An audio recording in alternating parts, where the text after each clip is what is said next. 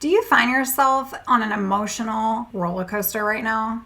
Maybe everything is a whirlwind in your life. Are your mood swings all over the place and you're just feeling like you're going nowhere fast? In today's episode, I'm going to be talking about how you can cope with the loss of self. Because the reality is, when you're transforming from an unhealthy relationship with food and you're starting to learn new ways and new principles, you're going to have to release and you're going to have to experience new freedom in who you are, in your actual identity. Today's show, we're going to be talking about the 5 stages that you must go through to do this. It's spring, sis, and we are going out with the old and in with the new. I can't wait for you to listen to this one.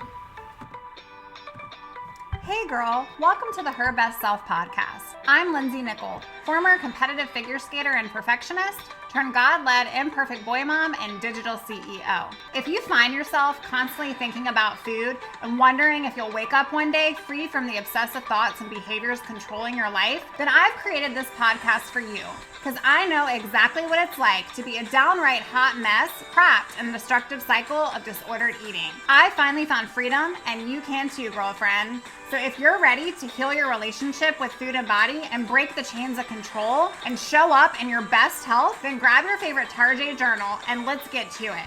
So you can start living your best life as your best self. I hope you had such an amazing Easter, and I hope you got to spend some lovely time with your family or your friends.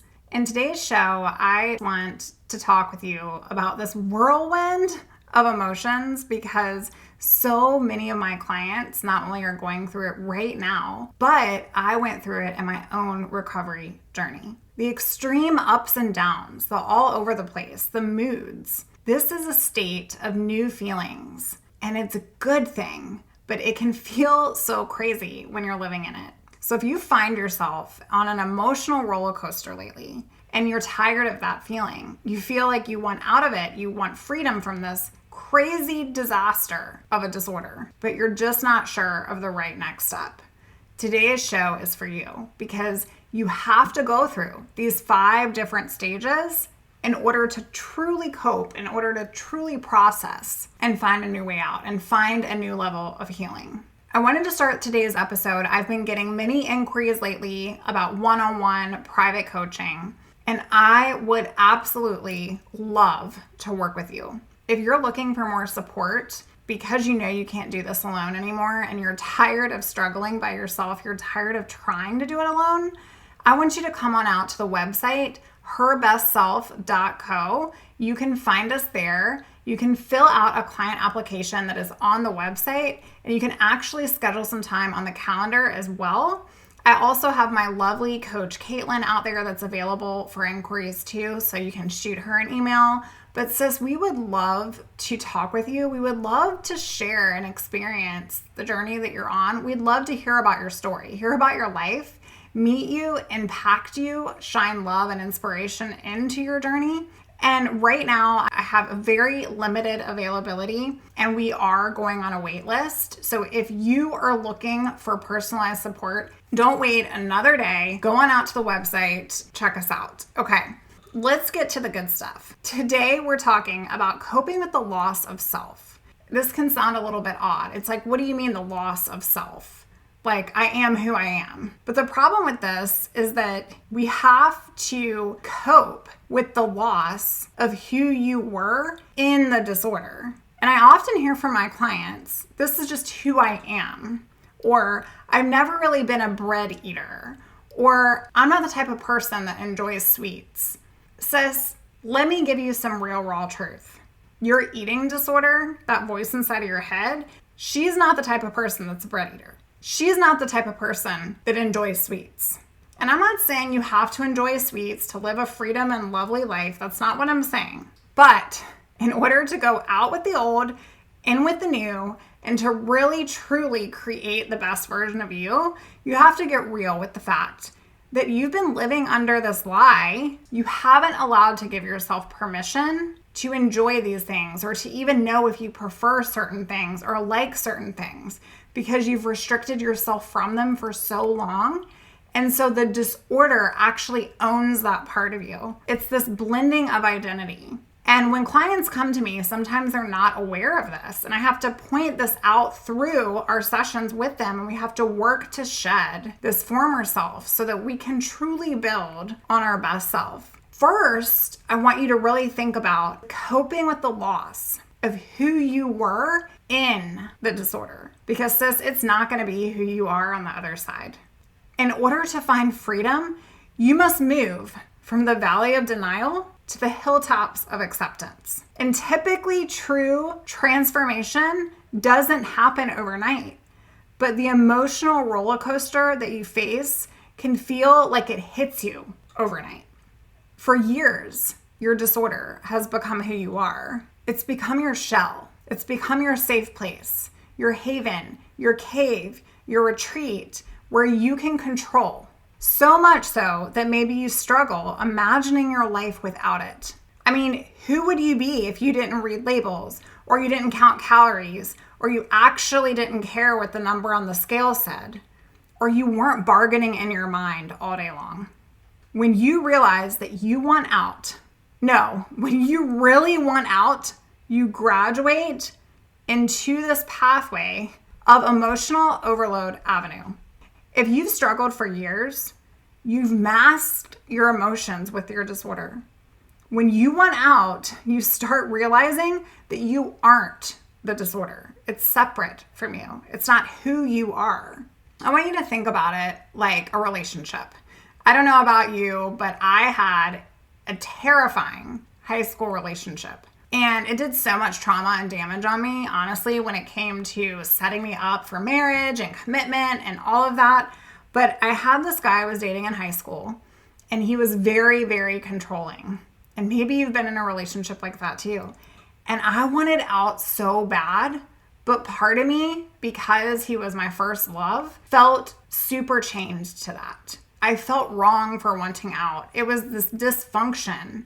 Some days I would feel super in love with him, like I couldn't live without him. And other days I would feel like I just wanted to break free of it and never even know that he existed. Sis, that's what an eating disorder does to your mind. It's this unhealthy, controlling boyfriend that sits there telling you that one day you're perfect and you're doing all the right things and he's so in love with you. And then the next day, a conniving, overwhelming, manipulative game. The truth is, you have to break free from that. And I had to break free from that. And it really was one of the hardest things because my identity was in this relationship all through high school, in this relationship with this person who was teaching me all the wrong ways of honoring myself and loving myself. But because I was so in love with him, I put myself last. Because you're so entrenched in the disorder, you're putting yourself last. Maybe you don't even know who you are anymore or things that you enjoy because you haven't allowed yourself to go there. You're going to go through phases of grief. You're going to go through phases of loss. You're going to go through phases of who I am without this person. Who am I without my eating disorder? It's a shedding process. But grief is good in so many ways. Is it sad? Yes. Is it sorrowful? Yes. But it's a cleansing. It's a relief. It's a surrender. It's a detachment from this awful thing or a detachment from this horrible relationship, this disordered self. This must happen as a part of the recovery process. Center for Discovery and Eating Disorder Treatment says researchers have actually concluded that letting go of an eating disorder is deemed the same as losing a loved one. Giving up something that you controlled and you're now super vulnerable because you don't have it, it's like losing a part of you because it is, except she's not really you. But we'll get back to that. Elizabeth Ross proposed in 1969 the 5 stages of grief. When we let go of something that has been such an emotional experience, this happens in every single one of us. We have so many different feelings. It's like a whirlwind, a combustion of emotions. And stages can occur in different orders, but we all go through 5 different stages. First, I just want to share with you that this part of the shedding process is so important, but the hardest part of healing is finding who you are and being open to what that means. It's literally like a toddler learning to walk again, or a girl that just got out of an abusive relationship learning to love again. Grief gets a negative rap, but there are two main components. The first one is the loss of the thing, the loss of the comfort of the disorder, the loss of the dysfunctional relationship, the loss of what you wanted it to be, when reality was, it was never going to be that. And the second component is the creation of something spectacular, the space of something completely brand new. This is why you will find a whirlwind of emotion when you're trying to get out of this, because grief reveals who you are, but you must fight to find that. Okay, so let's talk about the 5 stages. The first one is denial. This is where you're really blocking out all emotions, all feelings. You don't want to face reality. You try to rationalize, I'm just not that sick, or maybe I thought I was, or I really wish my mom or my friend or my husband would stop telling me that this is such an issue. I'm so frustrated with myself. At least I'm functioning. I'm fine. Everything's fine. This is the denial zone. This is what I actually did in that crazy relationship. Oh my gosh, he's such a good guy. I don't know what you're talking about. Everything is fine. We have such a good relationship, right? It's like this lie you're trying to tell yourself because deep down in your heart, you know it's a disaster, but you're super scared to let it go. I mean, who would you be without it, right? That's exactly like this disorder. The second phase is anger. And sometimes I see clients come with anger later on in the recovery journey because they start getting really irritated and angry that this has taken up so many years of their life. But you can have different forms of anger. Anger at everyone else because they keep telling you that you have a problem and you're determined that you don't. So you're still in that denial. Or you can be angry at yourself, angry that you've done this to yourself, which creates that shame, which creates a cycle of destruction. You can be angry at the disorder because it just took so much out of you. You can be angry that you feel out of control. You can be angry because you don't want to be without the disorder, but deep down, you know it's what's best. The third stage is bargaining. These are all the food rules. When you get super aware of what you've been doing for so long and you're out of denial and you've processed some of this, you're going to sit and think about all those crazy rules that you feel are your truth, wondering if recovery is really for you. Bargaining comes from the desire to control. Should I have stayed in the disorder longer? Was it really that bad? Should I have gotten help sooner? Am I sure that I'm on the right path? Is she sure that she knows what she's talking about? I don't know. Is this for me? All of these things are bargaining, and that's because you're feeling this release of control slipping from your fingertips and you're gripping to get it back. But sis, this is a good thing. The very thing you're trying to control is controlling you. And newsflash, that's never gonna end well. The fourth stage is depression. This is where sadness hits. Sadness with the loss that this thing that kept me safe, this thing that I was in control of, I'm actually losing. The loss of who am I without my disorder? And what does that mean for me in the future of my life? The fear. And then you start questioning your worth, questioning your belief. And if you're not careful, this is where discouragement and doubt come in, and they try to take you down really quick. But if you hang on a little bit tighter, you will find that with every single action you take to face the fear and do it anyways, every extra bite, every snack, every step in the right direction, you're going to get to the fifth stage, the final stage. This is the stage of acceptance. And this, my friend, this is learning to release what was so that you can embrace what's coming. This is how you experience life with healthy coping skills, expressing your true reality and focusing on where you're going instead of sitting with the mess and disaster that's been up to this point. See, it's okay to mourn what made you feel safe. And today, maybe you need to do that. Maybe you need to figure out what part of this process you're at. Am I in denial? Am I super mad? Maybe I'm not mad yet. I'm just depressed. I'm bargaining. Maybe I'm all of it. Okay, great. This is a whirlwind, and it's a natural part of the recovery process. You're creating a new version of you. You are creating the best version of you. And that's going to require pruning and molding and shedding all the parts that are no longer serving you. I want you to think about, how has your eating disorder served you? How has your eating disorder been a safe place for you? Honor that. My eating disorder, it protected me from hanging out with the wrong crowd. It protected me from getting straight A's in school because I sat at home and I did nothing but study to avoid eating. That's not to be triggering. That's just to show you the truth. That in that time in my life, the way that I coped with things I couldn't control was I tried to control my food. And it served me because it felt safe to me and it kept me from going down disastrous paths. What I didn't know at the time is I was on a disastrous path.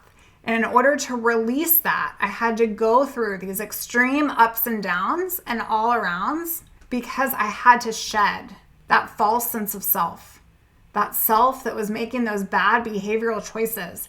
That self that kept going back to the ex-boyfriend because I didn't think I deserved better. And I had to put one foot in front of the other. And I had to mourn. I had to grieve. I had to go through these stages. And then I had to get real with how it has harmed me. And I want you to do the same. How has this disorder harmed you? What has it taken from you? And then sit with you and bury it. Bury your disorder. Not deep down in your heart, not deep down in your soul.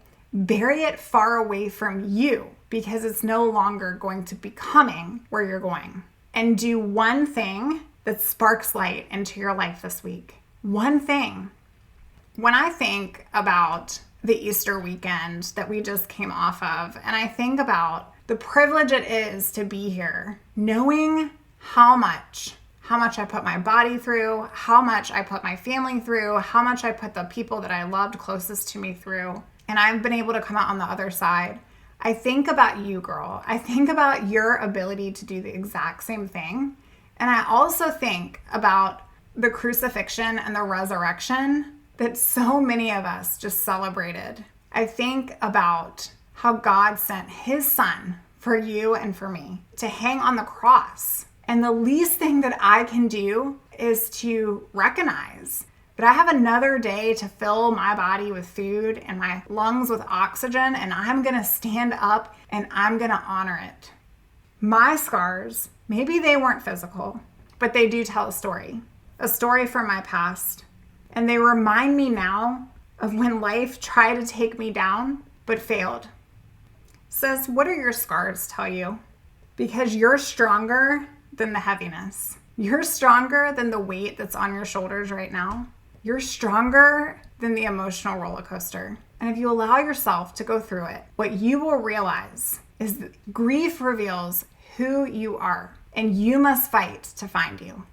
Sis, I hope you have such an amazing week. I can't wait to talk with you on Thursday.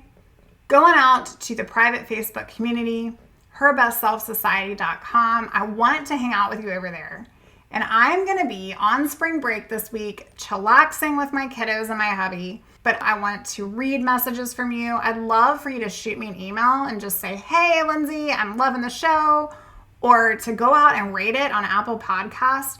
Every single time you do that, you bring in more listeners to this show. And more ladies just like you into the community. Sis, know that you're not alone today. And that you are worth all the good things. I'm rooting for you, and I hope you have such a great first day of April. Bye for now. Oh, friend, thank you so much for letting me share what was on my heart today. My hope for this podcast is to help more women find freedom from food and body. If this has empowered or blessed you, let me know. I'd be honored for your rating and review of my show, and I'd love to connect with you in my private Facebook community. You really can move from perfection to purpose. Let's break the chains together. I'll help navigate the way. Until next time, bye for now, girl.